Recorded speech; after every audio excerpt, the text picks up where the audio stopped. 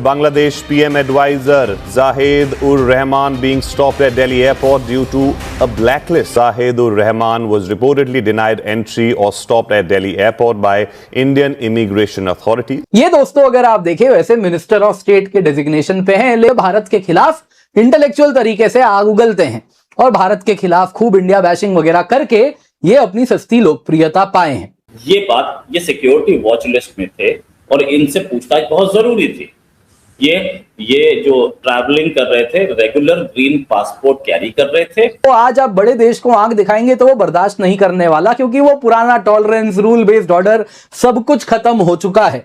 आज के समय में बात एक ही है, जिसकी लाठी उसकी भैंस। डीओजे के रीजन के अंदर कई फॉर्मर कॉप्स हैं, ठीक है, उन लोगों ने हथियार लेके they have actually started joining these protests. निहत्ता कश्मीरियों को जिस तरह दीवार से लगा के कत्लो गारत की है, आप यकीन करें, मैं समझता हूं कि पाक फौज ने कश्मीर में आजादी के बीज बो दिए हैं। वहां पे उन लोगों की तकारीर आप सुने, वो साफ साफ क्या कह रहे हैं कि हमारे और हिंदुस्तान के दरमियान आप ना आए, हम जाने और वो जाने, आप कौन है।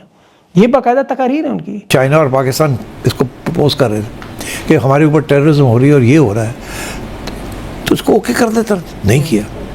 इसका मतलब है कि अमेरिका भी बलूचिस्तान के अंदर अपना हाथ रखना चाहता है अभी तक। वो भी आगे देख रहा है कि आगे हमें क्या करना पड़ेगा।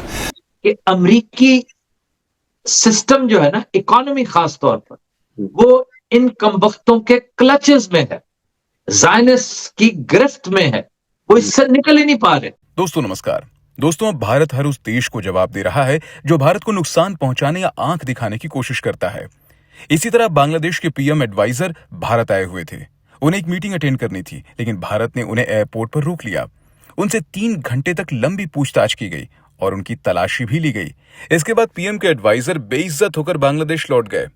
दूसरी तरफ पीओके में इस वक्त पाकिस्तान की पूर्व आर्मी और पुलिसकर्मी पाकिस्तान आर्मी और पाकिस्तान पुलिस के खिलाफ बगावत छेड़ चुके हैं। चलिए अब इसी पर आगे पाकिस्तानी मीडिया का रिएक्शन देखते हैं। अगर आपको हमारा ये वीडियो पसंद आए तो वीडियो को लाइक करें और हमारे चैनल को सब्सक्राइब कर लें। दोस्तों, बांग्लादेश को कहीं ना कहीं भारत ने अब तक काफी ज्यादा ढील दे रखा था। प्रयास किया जा रहा था कि प्यार से समझ जाए, लेकिन उसके बावजूद भी जब वो नहीं समझ रहा है, अभी भी रिपोर्ट्स आ रहे हैं कि बांग्लादेश और तुर्की में high level defence foreign policy coordination के लिए ऑफिस बनाया जा रहा है। बांग्लादेश पाकिस्तान क्लोजनेस हो रहा है। असल दोस्तों, बांग्लादेश के अगर आप देखें तो पीएम तारिक रहमान के एडवाइजर ऑन फॉरेन पॉलिसी हैं, जिनको आप यहां पे तस्वीर में देख रहे हैं, ज़ाहिद उर रहमान। अब ये कौन है? ये दोस्तों अगर आप देखें वैसे मिनिस्टर ऑफ स्टेट के डेजिग्नेशन पे हैं, लेकिन बड़े ही जाने माने इन्फ्लुएंसर हैं। वैसे ही आप देखें तो अखबार वगैरह में भी कमेंट्री करते हैं और इसके साथ बांग्लादेश में कहीं ना कहीं काफी ज्यादा इनकी इज्जत होती है, क्योंकि ये भारत के खिलाफ इंटेलेक्चुअल तरीके से आग उगलते हैं और भारत के खिलाफ खूब इंडिया बैशिंग वगैरह करके ये अपनी सस्ती लोकप्रियता पाए हैं। अब दोस्तों, हो यूं रहा था कि भारत में इंडियन ओशन रिम एसोसिएशन, ये जो सभी देश हैं, ये इंडियन ओशन रिम एसोसिएशन के सदस्य हैं। आप देख सकते हैं पाकिस्तान नहीं है लेकिन बांग्लादेश है। अब दोस्तों, इस इंडियन ओशन रिम एसोसिएशन की बैठक हो रही थी भारत में। अब भारत में ये जो बैठक थी तो इसी में बांग्लादेश ने इनको अपना रिप्रेजेंटेटिव बना के भेजा था।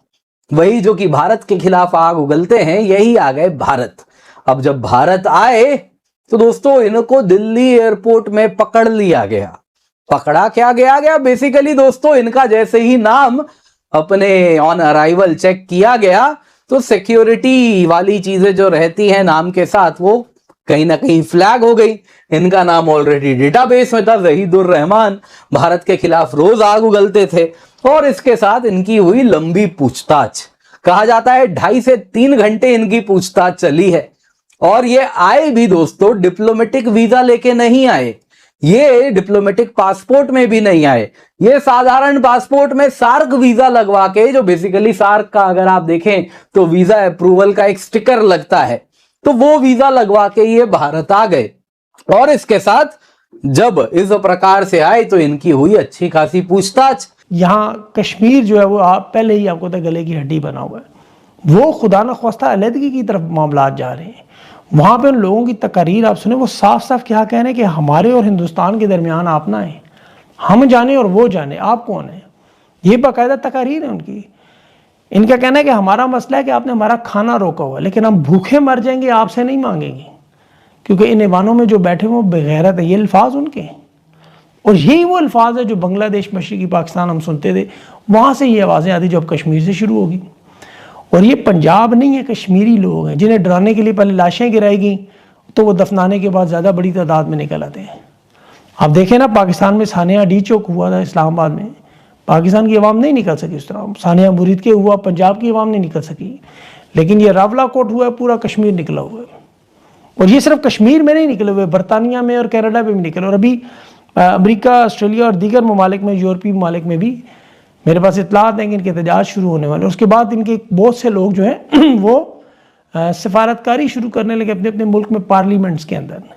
और ये खान रिहाई मुहिम से भी वो कहते हैं हम बड़ी करके दिखाएं। ये ओवरसीज कश्मीरी बड़ी ताकत है, बड़े पैसे वाले लोग हैं, बड़े अरसे से बाहर रहते हैं। वजह ये इनसे कोई पूछ नहीं रहा कि कश्मीर में क्या हो रहा है। वहाँ तो हमेशा बयानियाँ भारत के हवाले से। एक बड़ा मशहूर जुमला था, जान किसी ने देनी तो कश्मीर जाके दे, यहाँ ना ज़ाया करें। आज वो मामला आज़ाद कश्मीर पहुँच चुका, वहाँ पहुँच नहीं सकते आप। जुल्म सितम देखें, रावला कोट में लूट मार की वीडियोस नज़र आनी, दुकानें लूटने की, तो वहाँ के लोग खुद दिखा रहे हैं कि देखें इनकी दुकानें लूटी जा रही, कीमती सामान लूटा जा रहा है, घरों में वो पहुँच रहे हैं।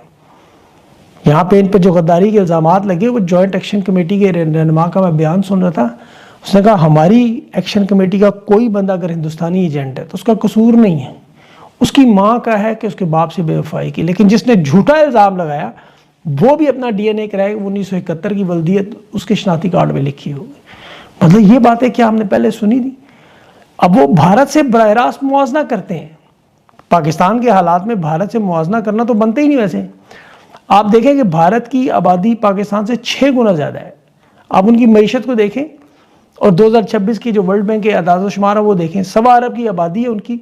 और गुर्बत वहाँ की, पाकिस्तान की गुर्बत के मुकाबले में जो भी वर्ल्ड बैंक ने जारी की, वो गुर्बत के शिकार भारत के हम बराबर पहुंच चुके हैं। जेके के रीजन के अंदर कई क्या नाम है, जो फॉर्मर कॉप्स हैं, ठीक है, उन लोगों ने हथियार लेके they have actually started joining these protest. ना ये एक बड़ा इंटरेस्टिंग सी चीज है, बिकॉज देखिए पाकिस्तान के उस रीजन के अंदर वैसे भी वेपन्स काफी सारे हैं, ठीक है। तो वेपन्स अगर इतने सारे हैं तो एकदम से वहां पर फिर आप देखें, एक second, let me just switch off the volume because कहीं ना कहीं कॉपीराइट के इश्यूज आते हैं। So look at the amount of weapons that are there, ठीक है। These guys know what they are doing, और काफी सारी वेपन्स और ये सब चीजें हैं यहाँ पर, and these guys are also not joining the protest. तो यहाँ पर देखिए कहीं ना कहीं ये जो फॉर्मर सोल्जर्स होते हैं, ये इनका वेटरन्स और ये सब जो होते हैं, इनका बड़ा डाइसी सा सीन होता है। यहाँ पर कुछ लीडर्स मीट कर रहे हैं एंड ऑल दैट। तो अगर आप देखें डाइसी सा सीन होता है when you have something like this.